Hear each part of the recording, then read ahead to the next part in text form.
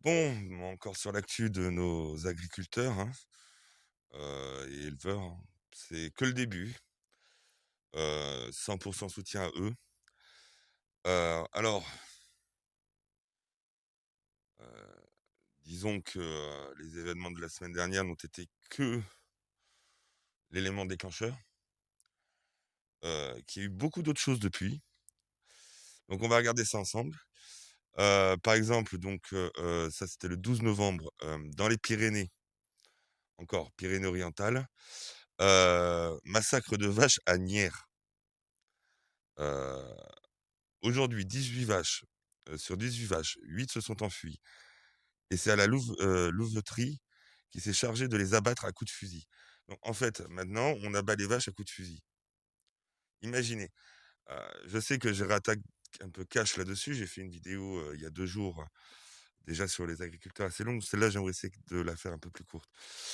Donc voilà, on en est là à abattre des vaches à coups de fusil, en fait. C'est magnifique. Après, on va vous parler d'humanisme et d'humanité. Donc voilà, hein, on en est là. Voilà. Abattre des vaches à coups de fusil, elles se barrent, hop, on prend le fusil, on chasse. C'est super. À Benk, c'était le 14, c'était il y a 3 jours, si je ne me trompe pas. Pareil, abattage de 80 bêtes pour une vache malade. Là, c'est en Camargue, je vous dis, c'est en train de prendre de l'ampleur, au niveau, national. Il faut les soutenir, il faut vraiment les soutenir.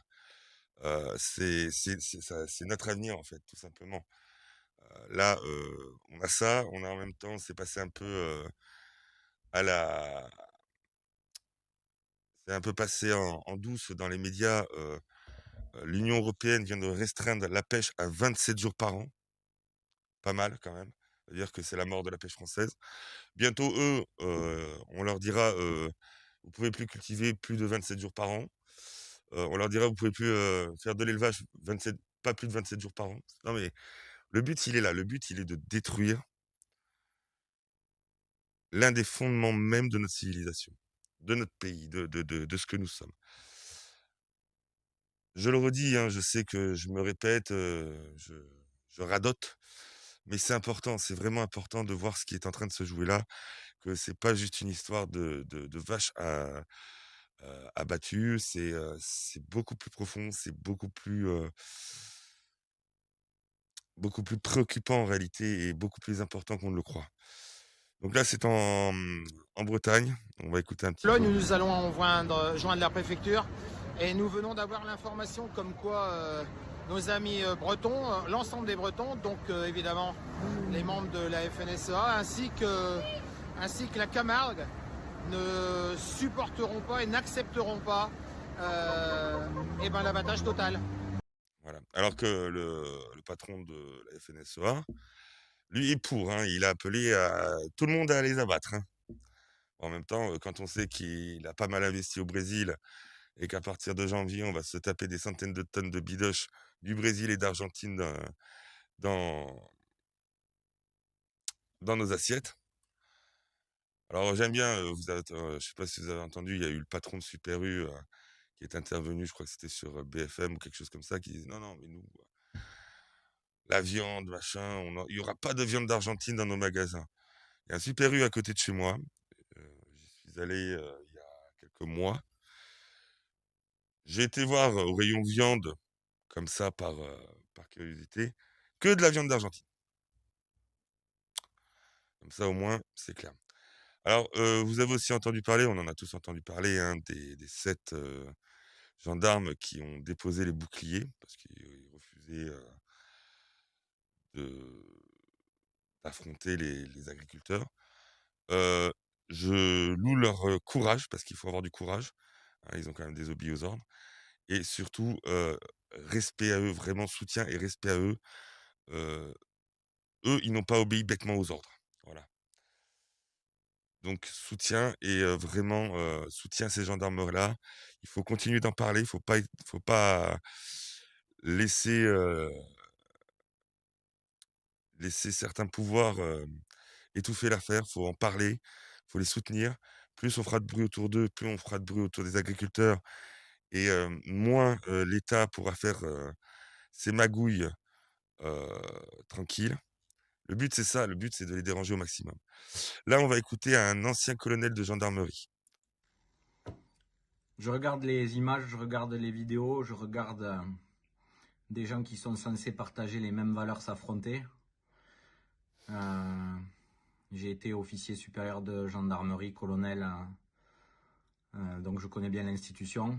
Jamais je n'aurais aimé me retrouver face aux gens pour lesquels j'ai le plus de respect, les agriculteurs.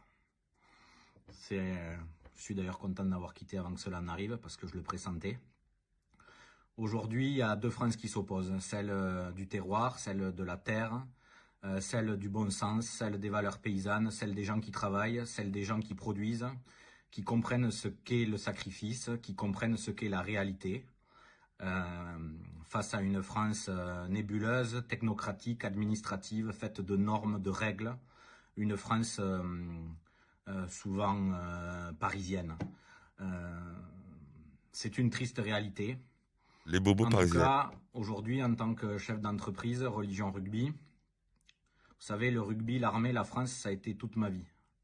J'étais prêt à tout sacrifier pour des valeurs et je continue à le faire. On a beaucoup de travail en cette période de Noël, mais sachez qu'avec mon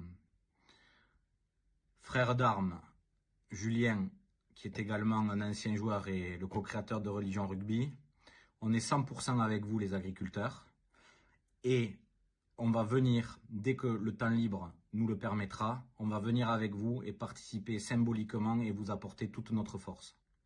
Ne lâchez rien, aujourd'hui, c'est un symbole important qui est en train de se jouer. Ça va au-delà de l'agriculture. Ce sont des valeurs séculaires que l'on défend, celles où les saisons ont leur importance et celles où le bon sens doit reprendre la raison. Et il a tout dit. J'aurais pas pu mieux dire, bien au contraire. Donc c'est ça en fait, c'est vraiment, c'est nos traditions, c'est ce que nous sommes, hein, qu'ils essaient de détruire, Macron and co, là. Là donc, bah, c'est par rapport, à l'abattage des 80 vaches, hein. C'était donc le 14. J'ai pas eu trop d'infos, mais malheureusement, je crois que les pauvres bêtes, y sont passées. Alors on va parler un peu de la dermatose, nodulaire. C'est donc ça, on a là, c'est une vidéo qui date de 1992. Donc déjà à l'époque, on la connaissait et vous allez voir que par contre à l'époque, le protocole était totalement différent. En fait, les vaches, on ne les abattait pas, il y avait pas de raison de le faire. Faut savoir que c'est une maladie qui n'est pas transmissible à l'homme, même en consommant un animal malade. Pour, l'animal lui-même, c'est une maladie qui est bénigne. Il n'y a qu'1 % de décès, heu, sur cette maladie, hein, pour les bovins. Et les 99 % autres, guérissent, totalement et sans problème. Donc voilà, on va regarder cette petite vidéo. Donc je vous dis, ça date de 92 et là, vous allez voir, accrochez-vous quand même. Contagieuse est officialisée et les services vétérinaires lui déclarent la guerre à travers différentes mesures qui devraient s'avérer efficaces. Alors, ces mesures sont les suivantes. Une première mesure dite d'urgence qui consiste à limiter, si vous voulez, le mouvement des animaux dans les communes jugées les plus atteintes. Ces communes, bon, je les rappelle brièvement, vont de la commune de Saint-Denis à la commune de Saint-Benoît incluse, en passant par Salazie, Plaine des Palmis et Plaine des Caves, Tampon. Donc dans ces communes, les éleveurs doivent garder leurs animaux dans leur exploitation. Par contre, ils ont autorisation de les emmener à l'abattoir pour la consommation humaine. Mais pour ce faire, il faut qu'ils aient un papier délivré par leur vétérinaire sanitaire de secteur, papier sur lequel est indiqué le numéro des animaux destinés à l'abattoir ainsi que le numéro de véhicule qui transporte les animaux. La seconde mesure est la vaccination, parce que nous savons très bien que nous ne pouvons pas enrayer cette maladie sans pratiquer une vaccination généralisée du cheptel, d'une part pour éviter l'extension et d'autre part pour éradiquer cette maladie. La vaccination des animaux, atteints ou non, sera effectuée commune par commune, aux dates qui seront affichées dans chaque mairie. Il est à noter que cette campagne de vaccination est entièrement gratuite, car financée par le ministère de l'Agriculture et de la Forêt et organisée par la direction des services vétérinaires, seul organisme compétent en la matière. Voilà. Alors là, c'était en 92. Donc en 92, on disait juste aux agriculteurs, bon, ben, vous avez des vaches malades, quarantaine. Qu'est-ce qui a changé depuis? L'Union européenne. La lâcheté de ceux qui nous gouvernent, hein, Macron, les ministres, les députés, les sénateurs. C'est une lâcheté commune. Hein. C'est vraiment une lâcheté commune. Et voilà. Et grâce à eux, aujourd'hui, grâce à toute cette classe politique pourrie, grâce à toutes ces magouilles, parce que c'est des magouilles, hein, vous inquiétez pas, vous en avez certains qui ont de grosses parts dans l'agriculture brésilienne et argentine. Bref, c'est des magouilles, c'est de la lâcheté, c'est ça qui nous détruit. Il faut vraiment les virer tous, tous, tous, tous, tous. Et surtout tous ces gauchistes-là. Surtout tous ces gauchistes. Alors, là, on va passer sur les médias labellisés de Macron. C'est dans le même thème. Hein. Donc, on a eu un tweet de la gendarmerie. Alerte fake news. Alors, l'alerte fake news, c'était sur des hélicos pour gazer les paysans, fallait oser. Donc, alors, ça doit être Camille Moscou, je crois que je reconnais un peu l'image avec le casque de cosmonaute. Donc, dans le contexte actuel, beaucoup de fake news circulent sur l'action des gendarmes pour lutter contre la désinformation, la labellisation des médias. Mésinformation, malinformation, vérifier l'information. Donc, ils nous mettent ça. Fake news. Je vous laisse la vidéo, vous allez voir, ça va être marrant. Ça s'approche, ça gaz, ça gaz. Alors vous avez l'hélicoptère et là vous avez les grenades lacrymo. Ça gaz depuis l'hélico. Hop, regardez. Vous voyez, ça gaz depuis l'hélico. Ça gaz depuis l'hélico. Oh là là. Vive la France. Hein? Mais après, c'est une fake news. Attention, c'est une fake news. Ça n'a pas été labellisé. Ah oui, encore labellisation des médias. On va écouter ça, vous allez voir. Donc celle-là, c'est sur les 7 gendarmes qui ont déposé les boucliers. On le sait, il y a eu 7 gendarmes qui ont déposé les boucliers. Oui, c'est une information qui a circulé évidemment dans certains médias. Je ne la confirme pas, cette information, c'est faux. Hein, donc, Voilà, c'est faux. Sauf que c'est vrai. Médias labellisés. Et non, il n'y a pas eu de cocktail Molotov. Alors, je ne le mets pas trop parce que comme c'est un truc de CNews, je ne vais pas avoir de problème avec les droits d'auteur. Là, donc, c'est un agriculteur qui sort d'une réunion avec la ministre à Toulouse. Et je ne sais plus à quel moment. Non, là moi j'ai pris 1 millier de grenades en Ariège. Il est hors de question que... Je vous laisse écouter, c'est encore mieux. Il est hors de question que j'annonce à ma compagne qu'on abattra tout son troupeau pour une bête malade. Hors de question. Ça, si elle ne veut pas l'entendre, eh bien on arrachera des routes, on fera sauter des ponts, c'est pas un problème. Voilà où on en est. Il y a 2 ans, quand ils avaient manifesté, qu'ils avaient un peu fait la même chose, déjà ils s'étaient arrêtés trop tôt, les pauvres. Et ils n'en étaient pas à faire sauter des routes, à faire sauter des ponts. Ils n'en étaient pas à arracher des routes et faire sauter des ponts. Là, c'est à Albi, là. Hein, les blindés dans les cités, pas chez les paysans. Et oui, non, au bout d'un moment, il faut commencer à être un minimum sérieux, on va dire. Vous avez vu, hein, je fais des efforts, j'essaie de garder mon calme. Là, on a Jean-Louis, Gaulois réfractaire. Vraiment, moi, si j'avais un troupeau, comme moi, mon troupeau devant moi, je te jure qu'il faudrait qu'il passe sur moi. Hein. Mais j'ai dit, le premier mec qui se pointe en face, il prend. Hein. Je serais mort, c'est sûr, mais je serais mort pour une bonne cause. Hein. Ça, ils me feront pas ça, moi. Vous imaginez, on en est là, en fait. On en est là, on en est à dire, on va faire sauter des ponts. Je sais plus qui, je crois que c'était lui qui disait, dans une autre vidéo, s'ils viennent, si les gendarmes viennent, ce coup-ci, on les accueillera avec les fusils. On en est là. Quant aux gendarmes, là, qui prennent part à ce genre, d'expédition, votre devoir premier, c'est de nous protéger, c'est de protéger le territoire, c'est pas de faire ça. Alors, avant d'intervenir là, quand vos commandants vous diront: «Faut aller, foutre sur la gueule des paysans», vous allez leur dire: «Non, si on doit aller foutre sur la gueule de quelqu'un, c'est sur les narcotrafiquants dans les cités, c'est sur les voyous, dans les cités, c'est dans les tous les délinquants et les criminels dans les villes. C'est là qu'il faut intervenir, c'est pas chez les paysans. C'est là où il faut qu'ils aient des couilles». Je leur rappelle une chose, Nuremberg, procès de Nuremberg, tous les officiers nazis qui sont passés devant les enfin, qui ont été entendus et qui ont été jugés, ont tous dit qu'ils avaient des ordres. Au bout d'un moment, soit vous avez des ordres, soit vous avez un devoir. Et aujourd'hui, je vous conseille sérieusement les mecs de réfléchir et surtout de vous reconcentrer sur votre devoir premier. Parce que là, vous faites vraiment plus d'amis depuis un moment. Donc déjà, commencez par faire votre boulot, rentrez dans les cités, là, comme à Castres, allez voir les mecs qui ont des kalachnikovs et qui tirent partout.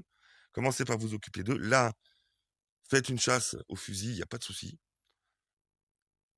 Pas de problème, hein, vous prenez les fusils, vous faites une chasse, hein. Faites une battue, on sera avec vous. Touchez plus aux agriculteurs et arrêtez de nous casser les couilles. Ça va être surtout ça maintenant. Et quant à Macron, accroche-toi, on va s'occuper de toi. Hein. Donc là, Mercosur, hein, on va apporter 99 tonnes de bidoche.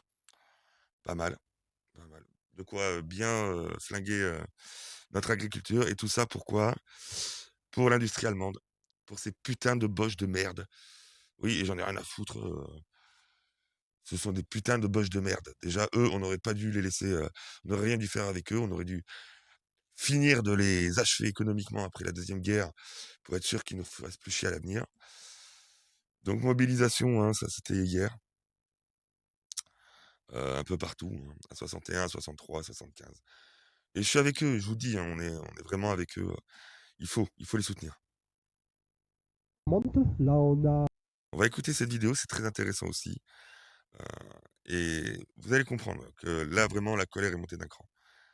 Et je terminerai par ça.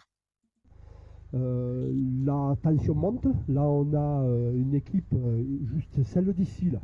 Elle est énervée. Partout, ils sont énervés. La prochaine fois, la leçon a bien été retenue par les agriculteurs, qu'ils ne lâchent rien, qu'ils avancent, qu'ils n'ont pas peur de tuer le paysan. C'est pas un problème pour eux. Alors, les paysans ont bien entendu. La fois prochaine, ils seront armés. Je ne sais pas quelle arme ils auront, mais il y aura du sang. On a prévenu. Ça fait plusieurs fois que je vous le dis, moi, monsieur le préfet, n'est-ce pas? Voilà. Là, ça a été fait par courrier pour madame la ministre. C'est vraiment... Voilà, on a vraiment peur. C'est pas du flanc, ce qu'on vous dit là.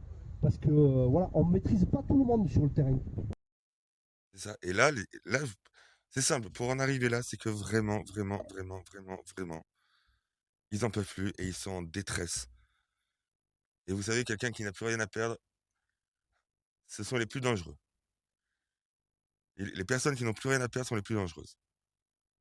Et ça va péter. Et il faut que ça pète. Et il faut surtout qu'on soit avec eux. Qu'on soit unis, qu'on fasse bloc avec eux. Contre 5000 personnes, ils pourront agir. Contre 5 millions, 10 millions, ils ne pourront plus rien faire. Et 10 millions, hein, c'est le nombre de personnes qui ont voté pour le RN aux dernières élections. Donc, on a ce qu'il faut. Hein. On a ce qu'il faut.